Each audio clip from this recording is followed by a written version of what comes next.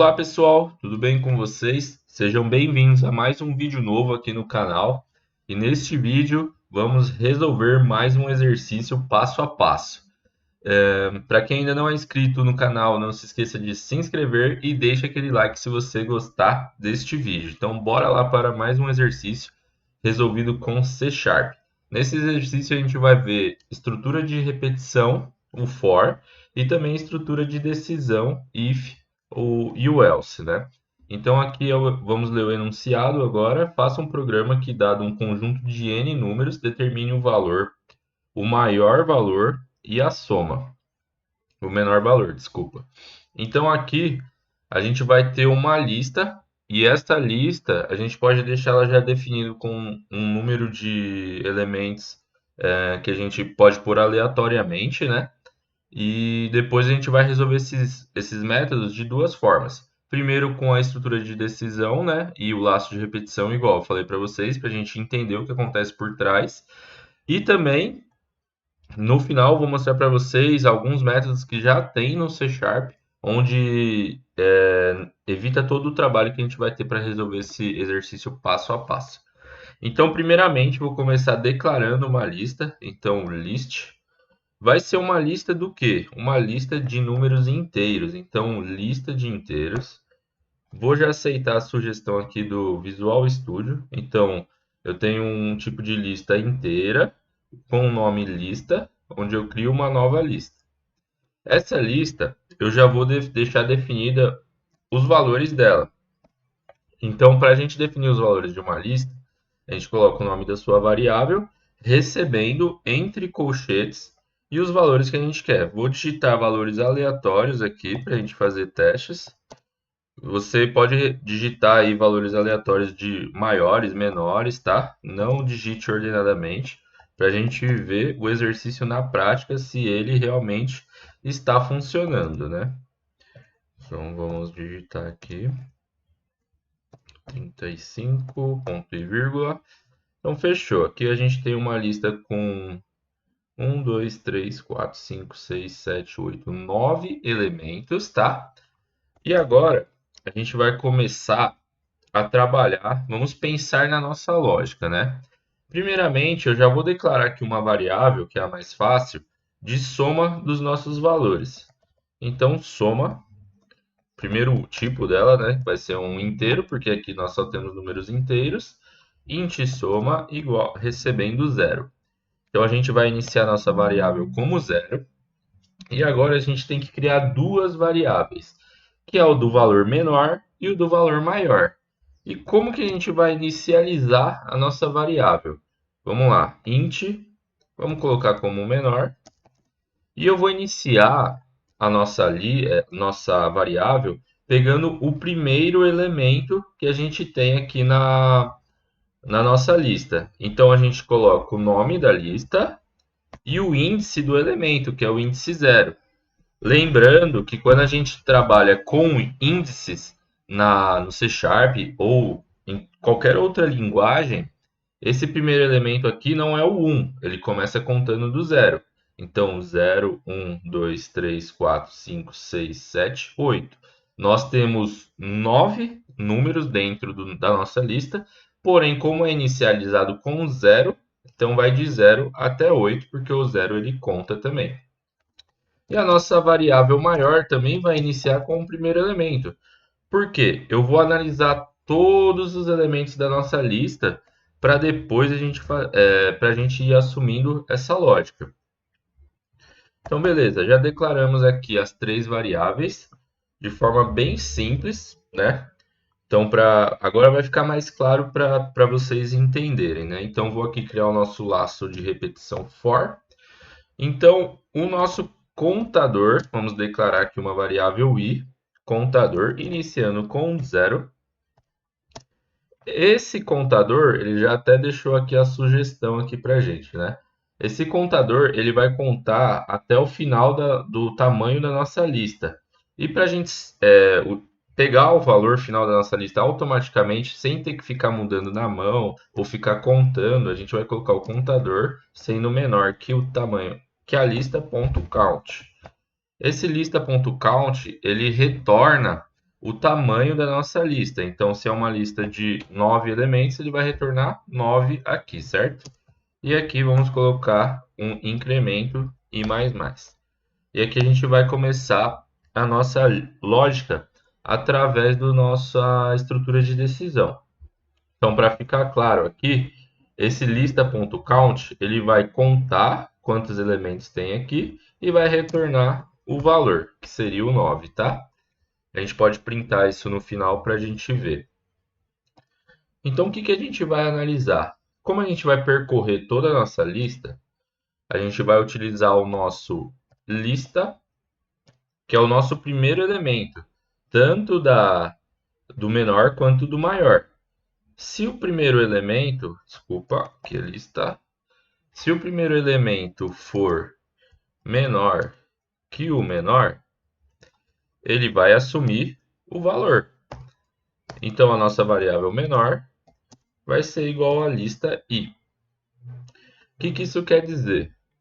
Primeiramente a gente vai comparar o lista 0, que é no caso aqui é o 111, é menor que o menor?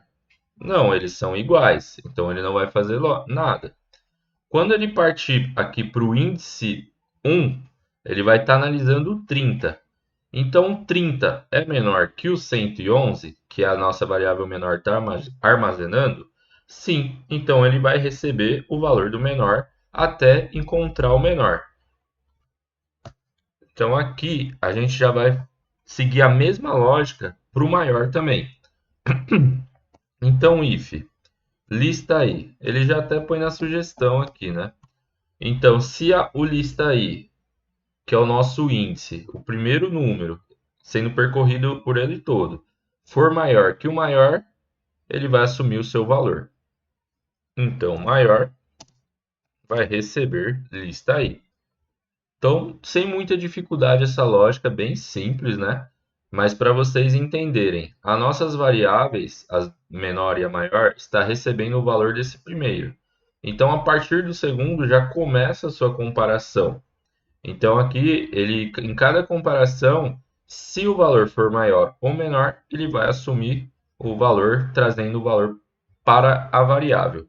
E aqui no final dos nossos comparadores, onde ele sempre vai estar percorrendo, a gente vai usar a nossa variável soma. E a nossa soma nada mais é que 1 mais igual lista no índice i, porque se ele percorre todos os números, ele soma todos os números também. Então aqui é a mesma coisa, eu já expliquei em outros vídeos, mas é a mesma coisa que a gente colocar o soma, recebe soma mais lista no seu índice i. Então a gente usa dessa outra forma para simplificar. Então beleza, aqui fora do nosso laço for, a gente pode colocar os prints. Então console.writeLine, eu vou usar aqui o sinal de cifrão ou dólar, como vocês preferirem. Para quê? Para a gente conseguir concatenar as nossas strings, né?